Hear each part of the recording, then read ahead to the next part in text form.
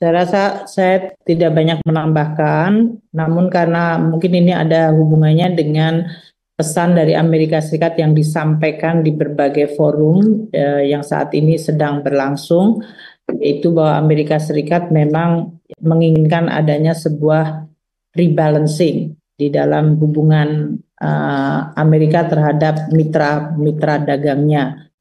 Dan dalam konteks rebalancing ini, ya berbagai langkah baik koreksi di dalam negeri Amerika sendiri maupun koreksi dari negara-negara partner dagangnya diharapkan terjadi sehingga akan memunculkan sebuah hubungan baru yang dianggap adil oleh kedua pihak.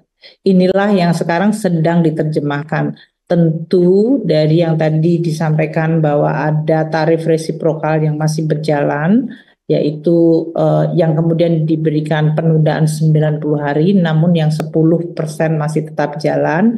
Ini juga mempengaruhi beberapa indikator ekonomi yang sekarang ini mulai terlihat, katakanlah seperti jumlah pengiriman barang antar negara menjadi menurun, dan juga dari sisi dampaknya nanti terhadap outlook pertumbuhan.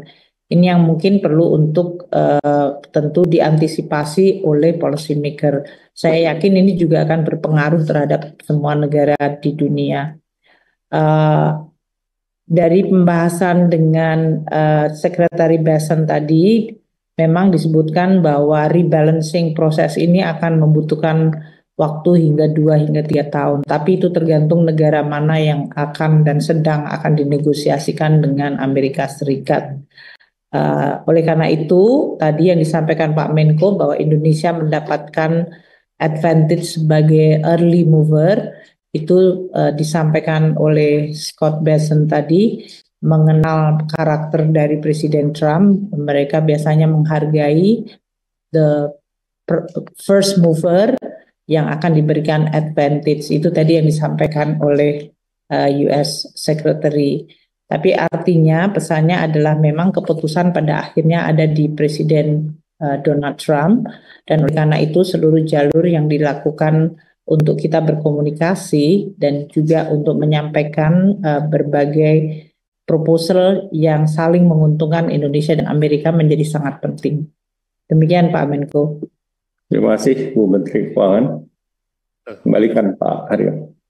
Terima kasih Pak Menko, Bu Menteri Keuangan, karena sudah 2 termin tadi sesuai arahan Pak Menko, dan juga menimbang waktu di Amerika Serikat. Sekiranya Pak Menko atau Bu Menteri Keuangan ada statement penutup yang perlu penegasan, kami persilahkan Pak.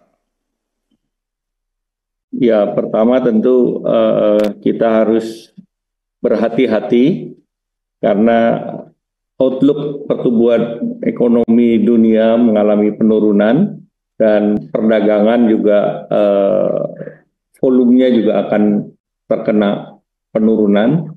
Maka tentu kita di dalam negeri, seluruh pelaku ekonomi, ya kita harus bersiap-siap dan juga perlu mencari alternatif pasar baru, dan karena persaingan akan semakin ketat karena dengan berbagai biaya masuk yang akan dikenakan, maka tentu kita harus mendorong competitiveness ataupun bagaimana daya saing itu diperkuat. Dan yang ketiga, kita perlu juga melakukan intra perdagangan yang lebih dalam dengan rekan kita di ASEAN. Dan itu menjadi kesepakatan dalam pertemuan dengan menteri-menteri perekonomian ataupun perdagangan di ASEAN. Dan ini juga menjadi target kita karena memang negara-negara berkembang dan negara-negara di blok regional itu menjadi salah satu shock breaker untuk mengerem ketidakpastian gejolak ke depan. Bu Menteri Keuangan silakan. Ya Bapak, tadi yang disampaikan kita terus harus mewaspadai berbagai dampak dari proses ini yang disampaikan tadi, bahkan dengan pos 3 bulan saja tentu juga sudah akan memberikan dampak. Jadi dalam hal ini Indonesia harus terus menyiapkan berbagai instrumen policy untuk bisa memitigasi dampak dari kebijakan yang mempengaruhi perekonomian dan perdagangan seluruh dunia ini. Ini satu hal, dan kalau dari Kementerian Keuangan tentu kita akan lihat dari instrumen fiskal apa yang bisa kita terus gunakan di dalam space kebijakan fiskal yang ada agar tetap bisa meminimalkan dampak dan risiko bagi dunia usaha maupun bagi masyarakat. Di sisi lain, karena ini akan mempengaruhi seluruh tatanan perdagangan dunia, Indonesia juga harus mengantisipasi tatanan perdagangan dunia baru seperti apa, dan untuk bisa menjaga kepentingan nasional, tapi pada saat yang bersamaan melakukan kerjasama.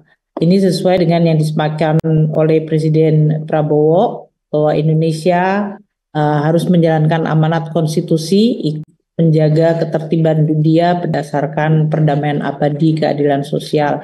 Dan dalam konteks inilah langkah-langkah yang dilakukan oleh kami yang sesuai dengan instruksi Presiden untuk bisa terus menjalin kerjasama dan ketertiban dunia, karena itu akan memberikan dampak yang positif bagi seluruh negara. Nah, untuk itu kami tentu akan terus melakukan komunikasi koordinasi dengan Pak Menko dan seluruh KL lain, dan juga komunikasi dengan stakeholder agar kita mampu untuk terus menjaga dalam situasi seperti ini kebersamaan dan persatuan menjadi sangat penting, sehingga nanti diskusi dengan dunia usaha seperti yang tadi disampaikan Pak Menko akan terus kita lakukan.